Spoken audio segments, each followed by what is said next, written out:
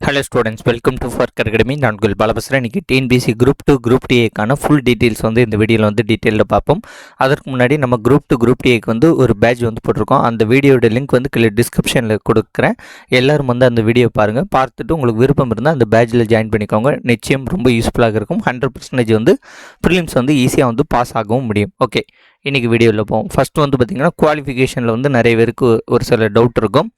Any degree, ஓகேவா, நீங்கள் எந்த டிகிரி படிச்சிருந்தாலும் சரி குரூப் 2 குரூப் டிஏக்கு அப்ளை பண்ணலாம். அது நீங்கள் ஃபுல் டைமாக படிச்சிருந்தாலும் சரி, பார்ட் டைமாக படிச்சிருந்தாலும் சரி. பார்ட் டைம் அப்படிங்கிறத என்ன சொல்கிறேன், கரஸில் படிச்சிருந்தாலும் சரி, டிஸ்டன்ஸ் எஜுகேஷன் அப்படின்ட்டு படிக்கும்போது அதெல்லாம் உங்களுக்கு தமிழ்நாடு அரசுனால் அங்கீகரிக்கப்பட்ட காலேஜில் டிஸ்டன்ஸ் எஜுகேஷன் கரஸில் படிச்சிருந்தாலும் ஓகே தான், ஓகேவா. அதனால் எனி டிகிரி படிச்சிருந்தா எலிஜிபிள். அதேமாதிரி மேக்ஸிமம் போஸ்ட் எனி டிகிரிக்கு தான் வரும், ஓகேவா. அதிகபட்சமான போஸ்ட்டு எனி டிகிரிக்கு வரும். பர்டிகுலராக ஒரு சில டிகிரி கேட்பாங்க, பிகாம் பிபிஏ அப்படின்ட்டு பர்டிகுலராக ஒரு சில டிகிரி கேட்பாங்க. அதுக்கு பார்த்திங்கன்னா குறைவான போஸ்ட்டு தான் அலோகேட் பண்ணுவாங்க. அடுத்து பிஎஸ்டிஎம் அப்படிங்கிறது பார்த்திங்கன்னா person studied in Tamil medium. இந்த பிஎஸ்டிஎம் அப்படிங்கிறது என்னென்ட்டு உங்களுக்கு தெரியாதவங்களுக்கு லைட்டாக சொல்லியிருந்தேன். 1 to 12th வரைக்கும் நீங்கள் தமிழ் மீடியம் படிச்சிருக்கணும்.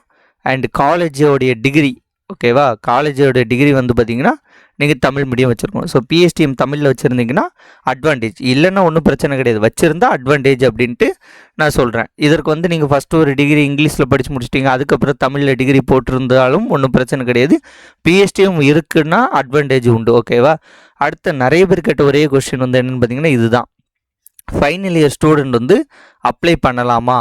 அதாவது ஃபைனல் இயர் ஸ்டூடெண்ட் எப்படின்னா ஃபைனல் இயர் நான் இப்போ படிக்கிறேன் அப்படிங்கிற ஒரு டைப்பு, இந்த மேயோடைய நான் ஃபைனல் இயர் முடிச்சிட்டேன் அப்படின்ட்டு ஒரு டைப்பு. ஸோ 2 பேர். ஃபைனல் இயர் இப்போ படிக்கிறவங்க அப்ளை பண்ண முடியாது. ஃபைனல் இயர் நான் இப்போ முடிச்சிட்டேன் அப்படிங்கிறனாலும் அப்ளை பண்ண முடியாது. ஏன்னா மினிமம் நம்மகிட்ட ப்ரொஃபஷனல் சர்டிஃபிகேட் ஆட்டும் கண்டிப்பாக நம்மகிட்ட இருக்க வேண்டும்.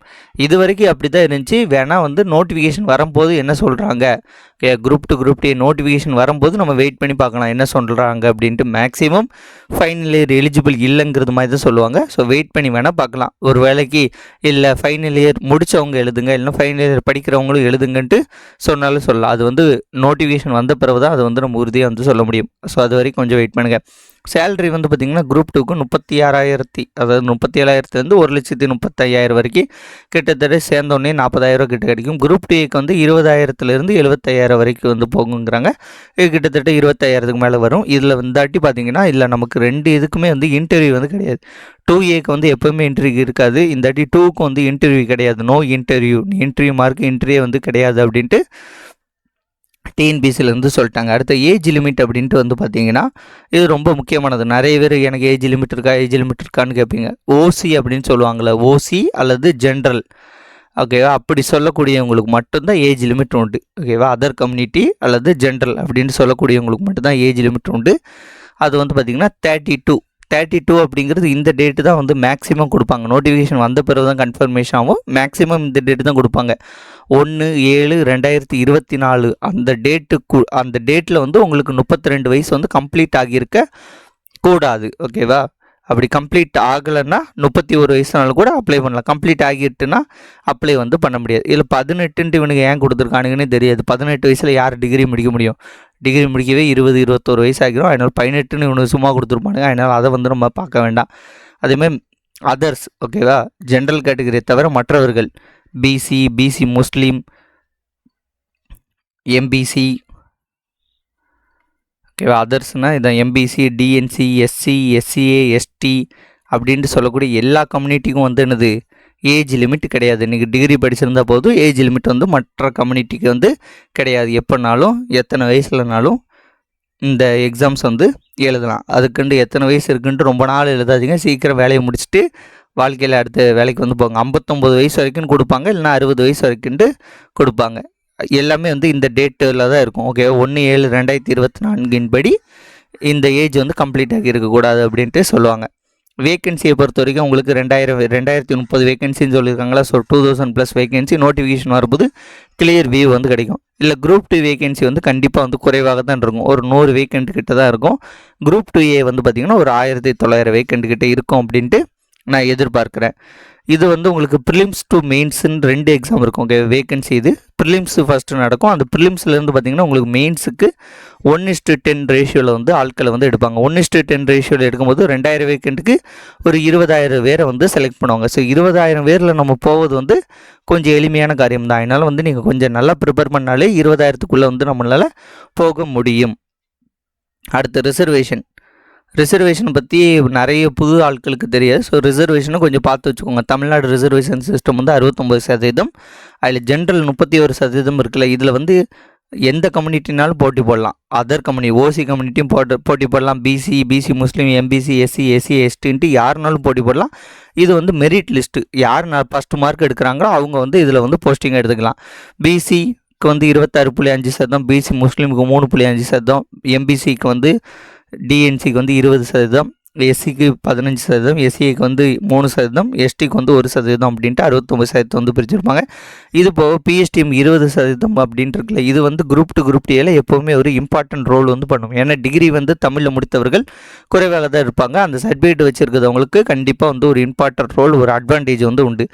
உமன் 30%க்கு ஒரு அட்வான்டேஜ் எனக்கு தெரிஞ்சு இருக்காது மேக்ஸிமம். அதில் டிஸ்ட்ரிக்டிவ் விட 10%க்கு வந்து ஓரளவுக்கு அட்வான்டேஜ் இருக்கும். Ex service man and physically challenge 4%க்கும் கொஞ்சம் மார்க் கம்மியாக எடுத்தாலே கிடைப்பதற்கான வாய்ப்புகள் அதிகமாக இருக்கிறது.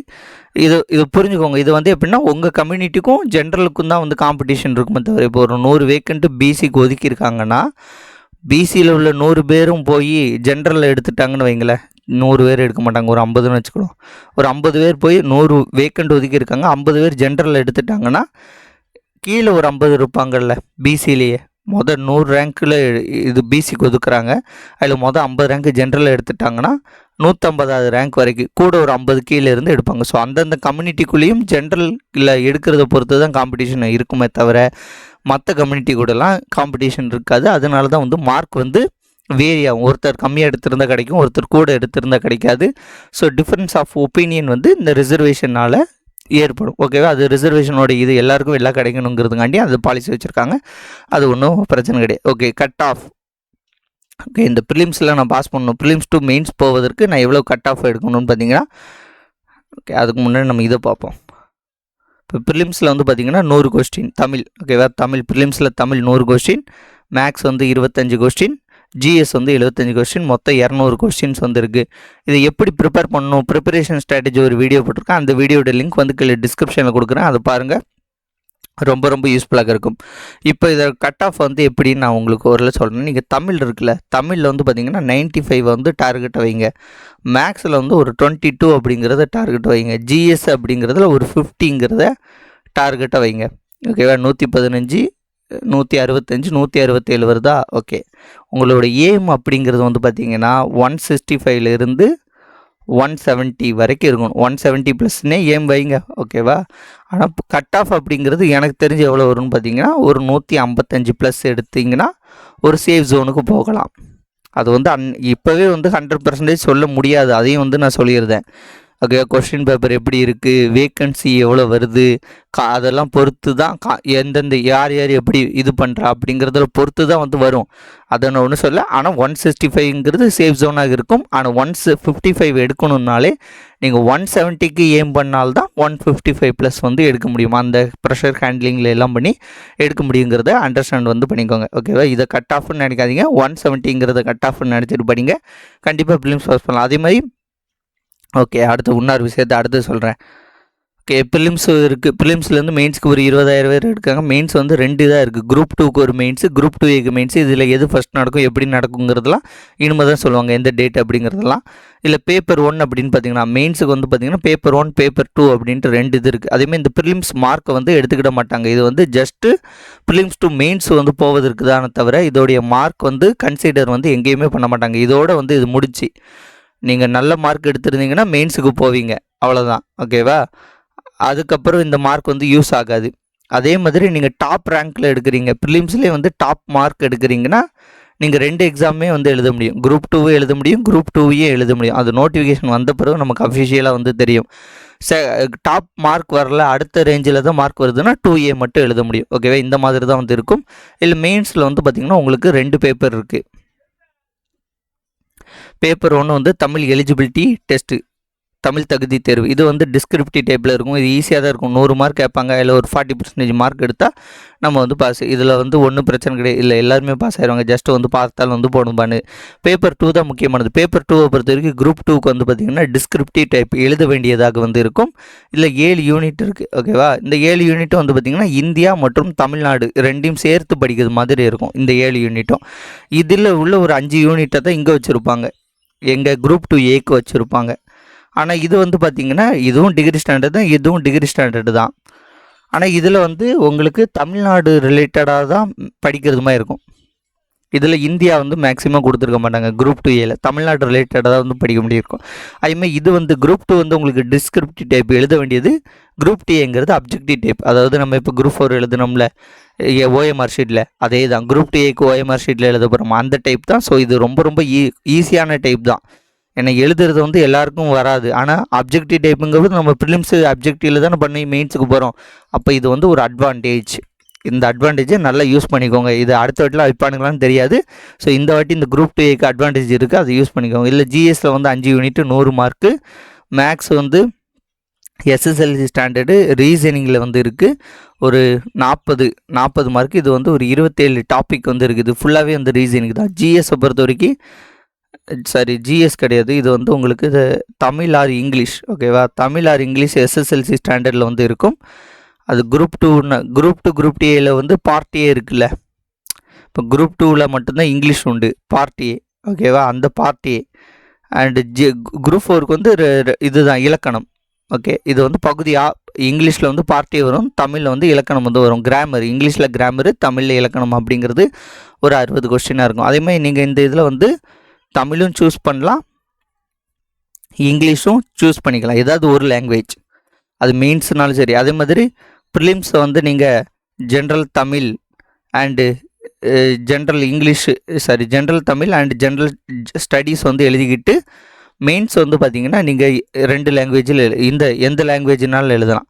ஓகேவா? மெயின்ஸ் வந்து எனி லாங்குவேஜ் வந்து எழுதலாம். நீங்கள் டிஸ்கிரிப்டிவ் டைப்னா தானே எழுதுறதுக்கு, ஆப்ஜெக்டிவ் டைப்னா அது ஒன்றும் பிரச்சனை கிடையாது. அது நீங்கள் எப்போனாலும் வந்து தேர்வு வந்து பண்ணிக்கலாம், மாற்றி கூட பண்ணிக்கலாம் தான் இது வரைக்கும் இருந்துச்சு. ஓகேவா? இதுதான் உங்களுடைய டவுட்ஸாக இருக்கும். எல்லாமே கிளாரிஃபை பண்ணிட்டேன்.